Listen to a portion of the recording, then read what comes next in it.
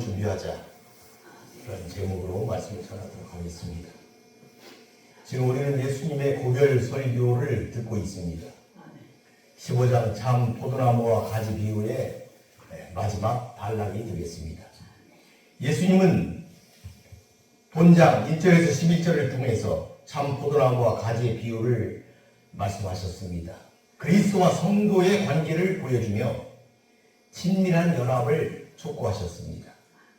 예수 안에 거해야 열매를 맺으며 살 수 있지, 그렇지 않으면 밖에 버리고 불태워질 것을 말씀하신 것입니다. 영적으로 하나로 연합된 유기체인 것을 이 비유를 통해서 말씀하신 것입니다. 이어 17절까지는 예수님이 그리스도와 연합한 자들이 서로 간에 실천해야 할 사랑을 가르치고 있습니다. 예수님처럼 서로 사랑할 때 계명을 지키는 자가 되고 예수님의 사랑 안에 거하는 자가 되어 예수님의 친구로 인정받게 된다는 것입니다. 이처럼 앞선 부분이 그리스도와 성도 간의 관계, 그리고 성도 상호 간의 관계를 다루고 있다면, 오늘 본문은 성도에 대한 세상의 핍박과 이에 대한 성도의 자세가 교훈되고 있습니다.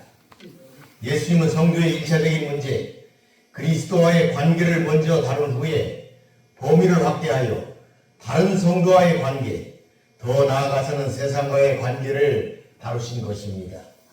특히 오늘 본문 18절에서 28절은 세상을 향하여 복음을 전해야 하는 당시 이 말을 듣던 제자들과 성도들이 이 세상에 대하여 어떠한 시각을 가져야 하는가를 보여주는 것으로 매우 중요한 교훈이 되겠습니다.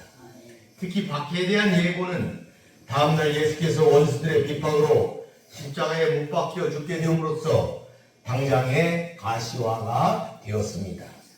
그리고 사도행전에서 모두 제자들과 성도들도 세상으로부터 많은 박해를 받게 됩니다. 따라서 영적 싸움을 준비하려는 본 내용의 교훈은 당시 성도들에게 큰 위로와 힘이 되었을 것입니다. 여러분에게도 큰 위로와 격려가 되는 말씀이 되시기를 바라겠습니다. 18절을 보겠습니다. 세상이 너희를 미워하면 너희보다 먼저 나를 미워한 줄 알라. 본절은 세상이 너희를 미워하면 이렇게 조건문으로 시작합니다.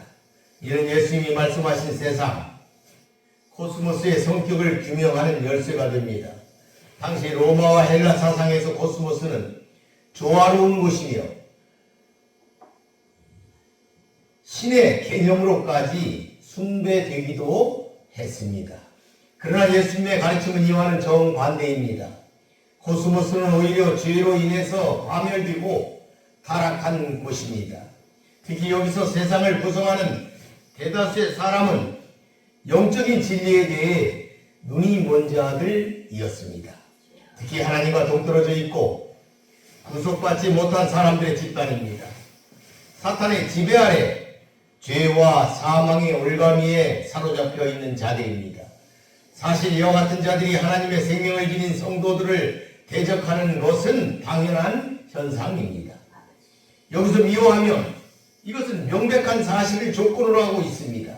즉 예수님은 세상이 너희를 핍박하게 될지도 모른다고 가정하시는 것이 아닙니다.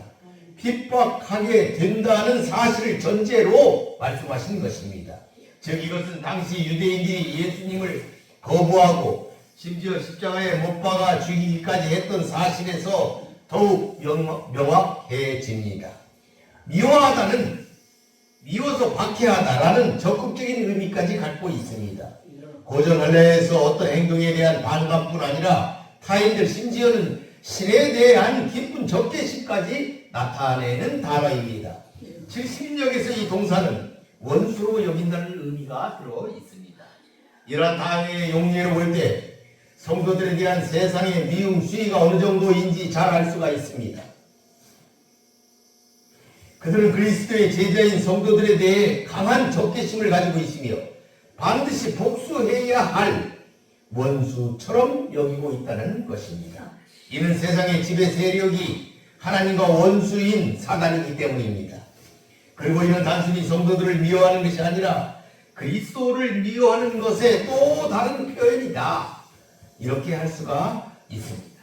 우리는 사단 무리의 본질을 잘 파악하여 늘 경계해야 합니다. 지금은 영적 전쟁의 시대입니다. 교회 안에서 공산주의와의 싸움이 불붙고 있습니다. 세상을 이기는 힘은 하나님의 능력임을 믿으시기를 바라겠습니다. 아멘. 19절 보겠습니다. 너희가 세상에 속하였으면 세상이 자기의 것을 사랑할 것이나 너희는 세상에 속한 자가 아니요 도리어 내가 너희를 세상에서 택하였기 때문에 세상이 너희를 미워하느니라. 세상이 성도들에 대해 저희를 가지는 이유가 나타나 있습니다. 성도들에 대한 세상의 적개심은 영적 불일치에 근거합니다. 성도는 이 세상에 속한 자가 아니기에 세상은 성도를 미워하고 원수로 여긴다는 것입니다. 여기서 세상에 속한 이 말은 소속을 나타냅니다. 예수와 연합한 제자들이 비록 이 세상에서 살고 있지만 항상 세상에 속하지 않았음을 나타냅니다. 즉 우리가 그리스도 안에 거하는 한 우리는 이 세상의 지배를 받는 일이 없게 된다는 의미입니다. 이런 그리스도 공동체의 배타성은 결국 세상에 속한 자들의 불만을 사는 원인이 되기도 합니다. 그러나 이것은 불가피한 일입니다. 성도는 세상의 소금이요 빛이기 때문에 반드시 세상 안에 머물러야 하나 세상의 불이나 악에 동조할 수는 없습니다. 직접적이든 간접적이든 그들을 책망하는 위치에 서게 된다는 말씀이 되겠습니다. 따라서 성도는 세상이 자신을 미워하는 것을 당연한 일로 받아들여야 합니다. 만일 미워하지 않고 도리어 호의적이라면 자신이 빛과 소금으로서의 사명을 다하지 못한 것이므로 자신의 신앙을 다시 점검해 보아야만 하겠습니다. 예수님은 우리를 도리어 세상에서 나의 택함을 입은 자라고 말씀하십니다. 직역하면 그러나 나는 너희들을 세상 밖으로 선택하였다 말씀이 되겠습니다. 선택의 주체가 바로 예수님 자신임을 강조하는 문장입니다. 즉 제자들이나 성도들이 세상에 속한 자가 아닌 이유가 바로 예수님이 선택하였기 때문임을 강조하는 문장입니다. 그런데 예수님은 소속을 나타내는 표면적 의미와 달리 내면적으로도 분리의 의미가 더 강한 에크라는 전치사를 의도적으로 2번씩이나 중복해서 사용하고 있습니다. 이를 통해 성도는 마땅히 이 세상에서 분리되어야 한다는 의미를 담고 있는 것입니다. 우리는 세상과 분리된 하나님의 소속임을 명심하여야 하겠습니다. 그래서 우리는 배에서 성령의 능력인 생수의 강이 흐르게 하여서 그들로 마시게 하여야만 합니다. 이것을 명심하시기를 바라겠습니다. 20절 보겠습니다. 내가 너희에게 종이 주인보다 더 크지 못하다 한 말을 기억하라. 사람들이 나를 박해하였은즉 너희도 박해할 것이요 내 말을 지켰은즉 너희 말도 지킬 것이라. 원어 성경에서 본절은 2문장으로 나눠져 있습니다. 앞문장은 바로 기억하라는 명령형입니다. 그리고 뒷문장은 만약에 라는 접속사로 시작되는 가정문입니다. 앞문장에서 가장 강조되는 단어는 바로 기억하라는 명령어입니다. 우리가 기억하여야 할 내용은 요한복음 13장 16절에 나와 있는 종이 주인보다 크지 못하다 라는 말씀입니다. 예수님은 당시 사람들에게 익히 알려져 있던 격언을 다시 한번 사용하셨습니다. 앞에 13장에서는 섬김의 문맥에서 이 격언을 사용하셨습니다. 그러나 여기서는 앞으로 제자들이 받게 될 핍박이 필연적이지만은 그들에게 임하게 될 핍박이 예수님보다는 크지 않을 것을 암시하는 그런 뜻으로 사용되었습니다. 즉 이 문맥은 제자들에게 세상 핍박이 필연적이고 예수님과 동일한 핍박을 받게 될 것이라는 사실, 그것을 말하고 있는 문장입니다. 따라서 기억하라는 이 말씀은 비록 예수 자신이 세상을 떠나는 후 핍박을 당하더라도 절망하거나 두려워하지 말라는 권고의 말씀이 되겠습니다. 물론 하반절 내 말을 지켰은즉 너희 말도 지킬 것이라 는 이 말씀으로 보아서 세상으로부터 핍박만 있는 것이 아니라 당시 예수님 말씀을 수용하는 자들도 그 안에 있다는 것. 즉 예수님의 복음 전도를 받아들인 자들이 있듯이 제자들의 복음 전도도 성공적으로 이루어질 것이라는 사실을 보여주고 있다. 그런 문장이다 하는 것을 우리가 알 수가 있겠습니다. 예수님의 이 예언은 당시 초대교회 성도들에게 큰 위로가 되었을 것입니다. 비록 고난 가운데 있겠지만 그리스도의 고난에 동참한다는 자부심을 갖게 되었고 또 자신들의 전도가 열매를 맺을 것이라는 것을 본문을 통하여 확신할 수가 있었습니다. 여러분도 이 말씀을 통해 용기를 갖고 악과 싸우시는 성도가 되시기를 바라겠습니다. 21절 보겠습니다. 그러나 사람들이 내 이름으로 말미암아 이 모든 일을 너희에게 하리니 이는 나를 보내신 이를 알지 못함이라. 본절은 주의 제자들이 사람들로부터 핍박을 당하게 되는 이유가 나와 있습니다. 그것은 주의 이름 때문입니다. 이는 예수님을 세상에 보내신 분, 하나님에 대한 사람들의 무지에서 비롯된 것임을 본문은 밝히고 있습니다. 성도는 예수님의 이름 때문에 핍박을 받는 자들이므로 그것이 어떤 형태든지 피하지 말고 기꺼이 감수해야 하겠습니다. 그리스도와 함께한 하나님의 후사로서 피할 수 없고 또 피해서는 안 되는 것이 그분의 고난에 참여하는 것입니다. 여기 예수의 이름은 예수님의 인격과 밀접한 관계를 맺고 있습니다. 그 이름으로 존재의 속성을 나타냅니다. 예수님의 인격은 완전한 신성과 완전한 인성으로 이루어져 있습니다. 즉 예수님께서는 완전한 인간이신 동시에 완전한 하나님이신 것입니다. 그러나 당시 유대인들은 이 사실이 결코 이해되지 않았습니다. 가능하다고 생각하지도 않았습니다. 그들의 이러한 영적 무지와 편견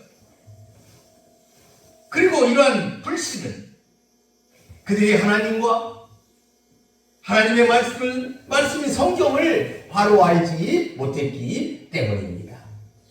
사실 예수를 거부하는 이들은 하나님에 대해 무지한 자들이었습니다. 당시뿐 아니라 오늘날에도 이 세상에는 예수님을 거부하는 이들이 너무나도 많습니다. 그들의 공통점은 하나님을 모른다는 것입니다.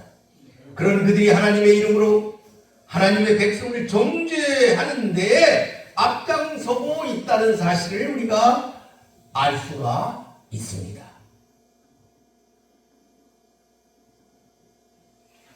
그런 자들이 교회 안에 있다.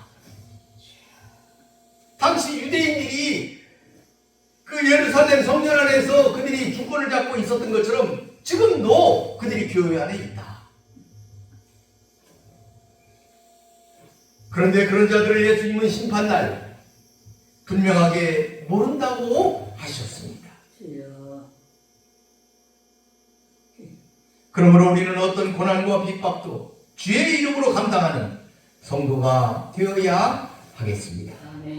22절 보겠습니다. 내가 와서 그들에게 말하지 아니하였더라면 죄가 없으려니와 지금은 그 죄를 핑계할 수 없느니라. 제자들을 핍박하는 자들의 죄와 심판에 대한 경고가 기록되어 있습니다.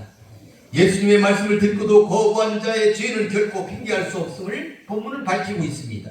예수님의 오심과 함께 각자의 죄를 비롯한 모든 것이 밝히 드러났으므로 구원의 길을 외면하고 그릇 행한 사람들은 그 책임을 면할 방법이 없어진 것입니다.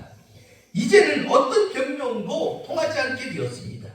예수님께서 오시기 전에는 모든 사람이 알지 못하는 시대에 속하였으므로 하나님께서 허물지 않으셨으나 이제는 다르다는 것입니다. 예수님께서 오셔서 때가 찼고 하나님의 나라가 가까웠으니 회개하고 복음을 믿으라 고 이미 선포하셨기 때문입니다. 예수를 거부한 이들은 그 죄에 따르는 책임을 떠맡게 되는 것입니다. 이제 사람은 율법에 따라 심판을 받지 않고 하나님께서 보내신 예수를 믿는 여부에 따라서 심판을 받게 되는 것입니다. 여러분은 율법에 따라 심판을 받는 것이 아닙니다. 예수 그리스도를 믿는지 여부에 따라 심판을 받게 된다는 것입니다. 어떤 이는 항변할지도 모릅니다. 자신은 선하고 의롭게 살았고 그렇기 때문에 이 심판은 의롭지 않다 이렇게 말할지도 모릅니다. 그러니까 어떤 사람들이 자신은 나는 율법에 있는 것처럼 의롭게 살았다 이렇게 말할지도 모른다 이 말입니다. 그러나 성경은 이 세상에 의인은 하나도 없다고 가르쳤습니다. 모든 사람이 죄를 범하여 하나님의 영광에 이르지 못하게 되었다고 말하고 있습니다. 예수님을 믿는 것만이 이 문제에 대한 유일한 해결책이 되는 것입니다. 이 믿음을 가지면 누구라도 하나님의 은혜와 약속을 얻게 됩니다. 그러나 믿음이 없는 사람들은 여기서 제외된다 하는 사실입니다. 심판을 기다리게 될 뿐입니다. 이제 예수를 믿는 것이 사소한 일이 아닌 일이 되었습니다. 인생의 성공과 실패가 결정되는 중요한 사안이 되었기 때문입니다. 포도나무에 가지가 붙어있듯 그 안에 함께 있어 열매까지 맺는 성도가 되시기를 바라겠습니다. 23절 보겠습니다. 나를 미워하는 자는 또 아버지를 미워하느니라. 유대인들은 하나님을 사랑한다 말하지만 하나님을 미워하는 삶을 살고 있는 것을 우리가 잘 알 수가 있습니다.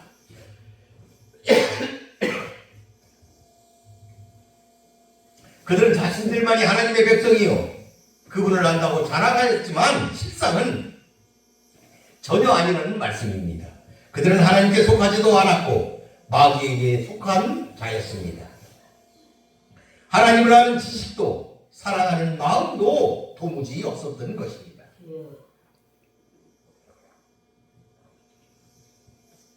여기서 미워하다 이 말은 단순히 감정적 적대감만이 아니라 행동으로 나타나는 박해까지 포함합니다. 이러한 예수에 대한 태도는 하나님을 향한 그들의 태도를 알게 하는 명백한 증거가 됩니다. 눈에 보이는 예수님을 사랑하는 것이 곧 눈에는 안 보이지만 예수님을 보내신 성부 하나님을 사랑하는 것입니다. 그러므로 예수 말씀을 지키는 사람들이 곧 하나님을 경외하며 그 계명들을 지키는 자라는 사실을 잊지 마시기를 바라겠습니다. 24절 보겠습니다. 내가 아무도 못한 일을 그들 중에서 하지 아니하였더라면 그들에게 죄가 없으려니와 지금은 그들이 나와 내 아버지를 보았고 또 미워하였도다. 여기 보니까 아무도 못한 일이라고 말씀하고 있습니다. 그것은 예수님이 하신 일입니다. 이런 일들은 예수님이 신적 전능함이 없으면 행할 수 없는 표적을 말하고 있습니다. 따라서 사람들은 이를 보고 예수님이 바로 하나님께서 보내신 메시아이심을 믿었어야 했습니다. 그러나 이제 그들이 목격하였으며 미워하였다 하였습니다. 이를 인정하지 않았을 뿐만 아니라 오히려 죽이고자 했다는 것입니다.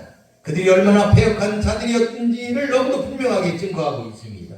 그들의 신앙과 경건이 얼마나 허무적인 것인지를 구체적으로 드러낸 것에 불과합니다. 여기서 두 동사 보았고 미워하였도다. 이것은 모두 완료 시제입니다. 그들이 현재에 이르기까지 계속 동일한 잘못을 범했으므로 영원히 책임을 피할 수 없게 되었다는 이유를 밝히는 논거와도 같은 시제입니다. 그들은 예수님의 비유에 등장하는 악한 농부들이었습니다. 그들은 포도원의 주인이 보는 종들 뿐만 아니라 주인의 상속자인 아들까지 죽인 반역자들이었습니다. 이 일이 증거가 되어 하나님의 심판을 피할 수 없게 되는 것입니다. 이들의 모습을 보면서 우리는 하나님께서 주신 성도의 책임을 귀히 여기고 저들의 전처를 밟게 되지 않도록 주의해야 하겠습니다. 우리가 알게 된 구원의 도리나 신령한 일들에 대해 책임있게 행동하는 성도들이 되어야만 하겠습니다.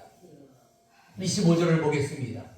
그러나 이는 그들의 율법에 기록된 바 그들이 이유 없이 나를 미워하였다 한 말을 응하게 하려 합니다. 본절은 예수에게 일어난 모든 일들은 이미 율법과 선지자 시편, 구약 성경에 기록되어 있음을 밝히는 구절입니다. 하나님께서는 이미 이런 일들이 있으리라고 말씀하셨고 그대로 성취되었습니다. 예수님은 자신이 유대인들의 미움을 받게 된 것도 이미 기록된 것이었음을 동일한 관점에서 지금 말씀하고 계십니다. 즉 약속된 메시아에 대한 유대인들의 증오는 죄악된 인간을 위하여 대속적인 죽으심을 이루시려는 하나님의 신비한 목적의 일부분이었던 것입니다. 여기서 응하게 하려는 신적 수동태입니다. 이 일을 역사의 주관자이신 하나님께서 이루어 주셨음을 잘 보여주는 형태입니다. 하나님의 말씀이 성취되는 과정은 때로 신비하여 인간의 이해력이 미치지 못하기도 합니다. 다만 우리가 염두에 둬야 할 사실은 주에게서 나온 모든 말씀은 정해진 때에 한치의 오차도 없이 온전히 성취된다는 점입니다. 유대인들은 사단의 사주로 부당하게 예수를 미워하였지만 이러한 유대인의 완악함까지도 구속사를 이루시려는 하나님의 오묘한 계획 안에 있었다는 것입니다.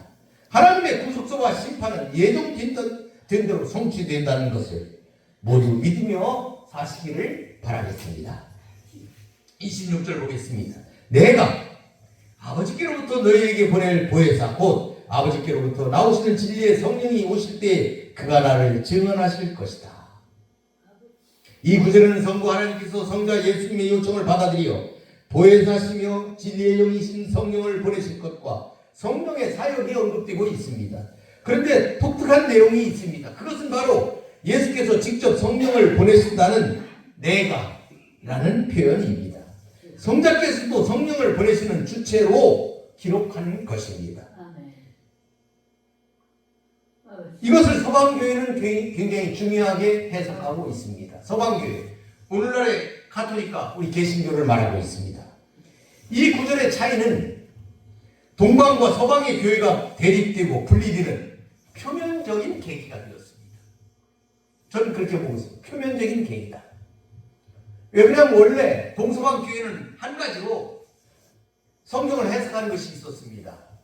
성경은 하나님이 보내시는 것이고 그렇게 그들은 신조를 삼고 그렇게 믿었었습니다. 그런데 어느 날 갑자기 서방 교회가 그 신조 안에 예수님도 보내신다는 것, 하나님 또는 그 아들 예수님, 그분이 성령을 보내신다고 이렇게 그걸 바꿨습니다. 합의해서 바꾼 게 아니고 서방교회만이 그렇게 신조를 바꿨습니다. 그 일로 인해서 동방교회와 서방교회가 갈라지게 되었습니다. 그러니까 동방교회라는 것은 지금 우리가 흔히 알고 있는 정교회, 러시아나 그리스 그런 곳에서 섬기고 있는 교회를 얘기하고 있습니다. 어쨌든 성령께서는 예수에 관해 예수를 위해서 증거하는 분이십니다. 따라서 성령이 충만한 성도는 예수에 관해 그리고 예수를 위한 증인이 되어야 합니다. 이는 성도의 사역이 예수를 증거하는 데 있음을 일깨워주는 말씀이기도 합니다. 흔히들 성령의 임재를 그 역사를 방언이나 신유 같은 특수한 은사와만 관련지어 이해하려는 경향이 있습니다. 편협한 시각입니다. 그 모든 목적은 예수를 증거하기 위함입니다. 성령이 충만한 자들은 누구나 예외 없이 예수님의 위대한 증거자가 되어야만 하는 것입니다. 예수 그리스도의 증거로 사용되지 않는 성령의 은사는 모두 거짓입니다. 요한복음 7장에 이렇게 기록되어 있습니다. 나를 믿는 자는 성경에 이름과 같이 그 배에서 생수의 강이 흘러나오리라. 이는 그를 믿는 자들이 받을 성령을 가리켜 말씀하신 것이라 하셨습니다. 배에서 흐르는 생수의 강, 이 강으로, 즉 이 성령으로 많은 이들을 살리시는 성도가 되시기를 바라겠습니다. 27절 보겠습니다. 너희도 처음부터 나와 함께 있었으므로 증언하느니라. 성령께서만 예수를 증거하시는 것이 아니라 제자들도 증거자가 될 것이라는 말씀입니다. 예수님이 이 말씀을 주실 당시에는 제자들도 영적으로 연약하였습니다. 그러나 진리의 성령이 오신 후에는 예수의 증인이 될 것이라는 강조적인 의미가 본문에 기록되어 있습니다. 그러나 성령께서 예수에 대한 사실을 깨우쳐 주시지 않는다면 제자들은 내적 확신을 갖지 못하게 되고 결국은 증인 역할도 어려웠을 것입니다. 이것을 아시는 예수님은 성령을 그들에게 보내주신 것입니다. 실제로 예수님의 제자들은 오순절 성령 강림 이후 복음을 담대히 전하는 자가 되었습니다. 이런 복음 전파는 성령 충만한 모든 성도에게 공통적으로 나타난 일이었습니다. 기독교 역사에는 자신의 소중한 생명까지 예수를 위해 바치는 순교자들이 속출하였습니다. 오늘날 살아가는 우리들도 이 세상에서 그리스도의 증인으로 사는 것이 성도의 책임이며 사명이라는 사실을 깊이 인식해야 할 것입니다. 말씀을 마무리하겠습니다. 예수님은 이 땅에서의 마지막 저녁에 사랑하는 제자들에게 여러 가지 부탁 말씀을 하셨습니다. 사단이 어떻게 제자들을 미워하며 고통스럽게 할지 아셨기 때문에 제자들이 담대하게 이것을 헤쳐나갈 수 있도록 하신 것입니다. 그 당시 이미 사단과 영적 전쟁이 일어나 사단의 무리들이 정치 권력과 교회 권력을 장악하고 하나님의 백성들을 핍박하고 괴롭힐 것을 예견하셨던 것입니다. 그렇게 그들에게 진리의 성령을 보내주실 것을 말씀하시면서 그때 성령이 임하면 권능을 받고 증인의 삶을 살도록 하신 것입니다. 그런데 당시 상황과 같은 일들이 오늘날 이 땅에서도 일어나고 있습니다. 처음에는 정치 권력의 싸움으로 인식되었으나 영적 싸움으로 들어가고 있습니다. 자유민주 세력과의 싸움인 줄 알았으나 본질은 공산 세력과의 영적 싸움이었습니다. 많은 목회자들이 여기에 물들어 활동하고 있습니다. 이제 교회 안에 있던 대적자들이 본성을 드러내어 공격을 시작하였습니다.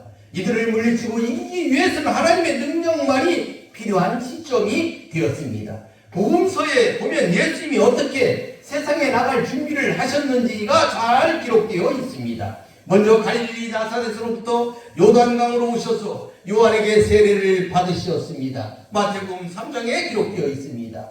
그리고 물에서 올라오실 때 하늘이 갈라지고 성령이 비둘기같이 강림하심을 보셨습니다. 그때 예수님은 성령의 충만함을 입고 요단강에서 돌아오셨습니다. 성령의 이끌을 받았습니다. 마귀에게 시험을 받으러 광야로 가셨습니다. 그리고 그곳에서 40일간 금식을 하신 후 마귀에게 시험을 받으셨습니다. 그 예수님은 성령의 능력으로 다시 그곳 갈릴리에 돌아오셨습니다. 누가복음 4장에 기록되어 있습니다. 예수님이 갈릴리로 다시 돌아가실 때 예수님은 성령의 능력으로 그곳에 들어가신 것이죠. 그때 그 소문이 사방에 퍼졌고 그리고 예수님이 회당에서 가르치시자 칭송을 받으셨다고 누가복음 4장 15장에 기록되어 있습니다. 이것이 예수님이 세례를 통해 성령으로 일어난 사건의 내용입니다. 예수님은 이렇게 준비하시고 세상에 나가신 것입니다. 우리도 기도로 준비하여야만 하겠습니다. 그래서 예수님은 우리에게도 이렇게 말씀하셨습니다. 오직 성령이 너희에게 임하시면 너희가 권능을 받고 내 증인이 되라. 사랑하는 성도 여러분, 지금은 나라도 교회도 혼돈의 때입니다. 우리 모두 성령의 능력을 받아야 하겠습니다. 능력을 받는다는 것은 어떤 특별한 신유 은사를 말하는 것이 아닙니다. 삶을 변화시키는 능력입니다. 소금의 짠맛과 같은 것입니다. 열매를 맺어야 된다는 것입니다. 예수님은 요한복음 7장에서 나를 믿는 자는 그 배에서 생수의 강에 흘러나리라 이렇게 말씀하셨습니다. 우리가 받을 성령을 말하는 것입니다. 세상을 살리는 생수가 우리 배에서 나와 우리의 이웃과 주변을 변화시키게 된다는 말씀입니다. 마치 소금과 같은 것입니다. 그때 예수님의 소문이 사방에 퍼졌던 것처럼 우리의 소문이 사방에 퍼지면서 예수님을 믿는 자들이 증가하게 될 것입니다. 이것이 영적 전쟁을 이기는 비결입니다. 우리 모두 성령의 능력을 위해 늘 기도합시다. 그리고 성령의 이끌림을 받도록 하십시다. 예수님이 성령의 이끌림을 받아 광야로 가셨듯이 우리도 성령의 이끌림을 받아 세상에 나가야 되겠습니다. 나라와 교회를 위해 중보 기도하는 모든 성도들이 되시기를 바라겠습니다. 말씀을 마치겠습니다. 기도하겠습니다. 고맙고 감사하신 여호와 아버지 하나님 감사합니다. 오늘은 우리 주 예수 그리스도께서 이 땅에서 마지막으로 제자들에게 가르치시며 그들이 처할 상황에서 그들이 이길 수 있는 영적 싸움을 준비하도록 훈계하신 말씀을 살펴보았습니다. 이 땅에서의 싸움은 영적인 싸움입니다.